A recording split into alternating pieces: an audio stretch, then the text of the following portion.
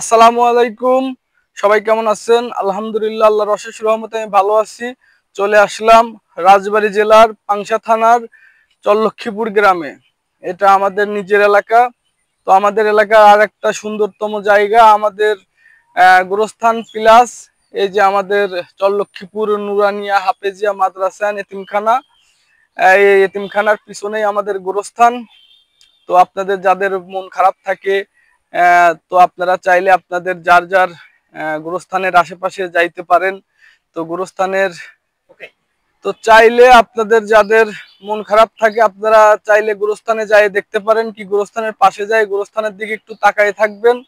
তো ইনশাল্লাহ আমার মনে হয় আপনাদের মনে কোনো দুঃখ কষ্ট থাকলে সেটা ক্লিয়ার হয়ে যাবে।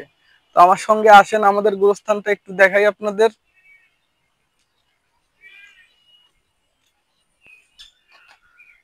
যত দুঃখ কষ্ট যাই কিছু থাক না কেন, গোরস্থানে আসলে এমনিতেই মন ভালো হয়ে যায়। এই গোরস্থানে আমাদের পূর্বপুরুষ এবং এলাকার অনেক গণ্যমান্যরা শুয়ে আছেন। তো এইখানে আসলে আসলেই মানুষের এত অহংকার, যাই কিছু থাক না কেন সব একবারেই স্তব্ধ। আসলে গোরস্থানে বাইরে এমনিতে যাই গরম লাগে, যাই কিছু হোক না কেন, গোরস্থানে আসলেই দেহটা এমনিতেই শীতল হয়ে যায়।